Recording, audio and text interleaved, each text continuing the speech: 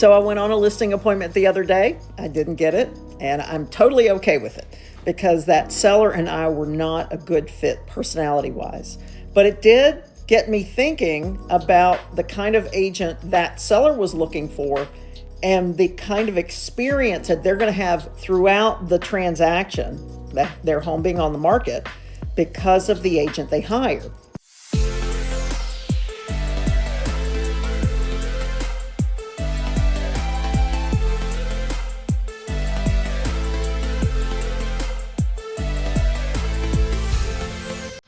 So if you are going to be putting your home on the market this year and you're interviewing agents, and I know you're interviewing agents because I told you to, right?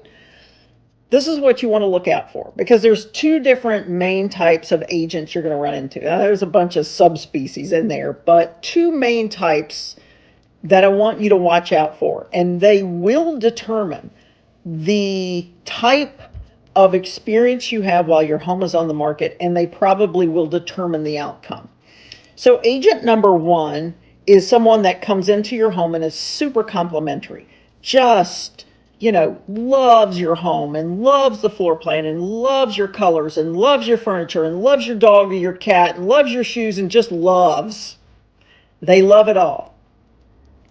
They don't have anything constructive to say other than it's beautiful, it's lovely, I love it, I think it's great. Those are the words they're going to use, okay? They're going to make over you and gush. They're probably going to ask you, what do you want to list your house for? They probably will be able to be negotiated down on commission. So pay attention to that one. And they're not going to ask you very many critical questions.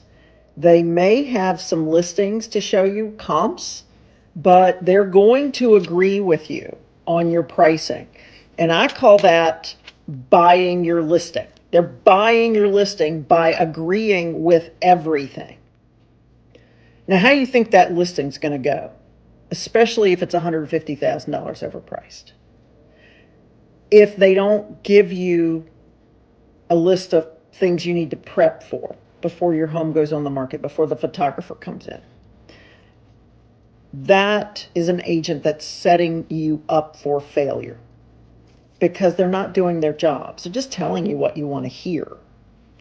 The next agent's going to come in that's probably a little bit more prepared. They may have actually been in some homes that are comparables to yours.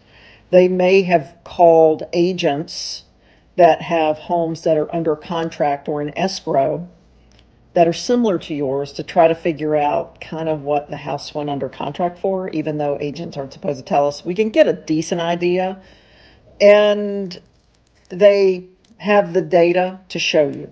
They can show you and back up what they think your home's going to sell for. They can show you average day on market.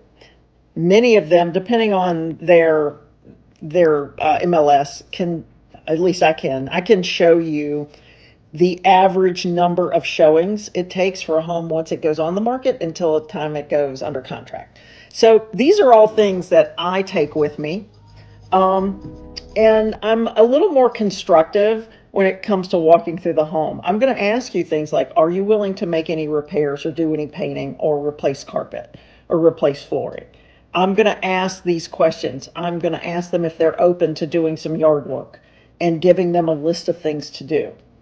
Because my job as an agent is to set a seller up for success. I want your home to hit the market, have a lot of traffic, and get under contract quickly. Because the shorter your home is on the market, the more money you're going to make. And that's my job. And my job isn't to tell you what you want to hear. My job is to get your home and you prepared for the market that you're entering and put you in a position so it's not a lengthy time that you're in the market, because we all know having your home on the market is misery and the showing situation is awful.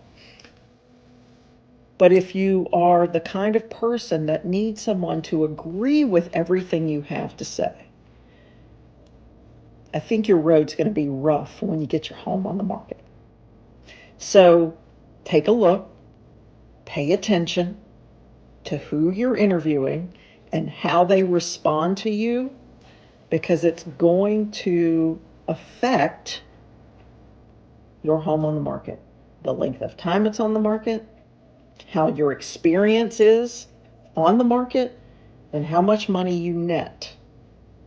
And the last thing you want to do is for your home to expire, because that's going to cost you a significant amount of time and it's going to cost you money. So just pay attention when you're interviewing agents, and please interview agents. That's the most important thing. And I will see you soon. Bye.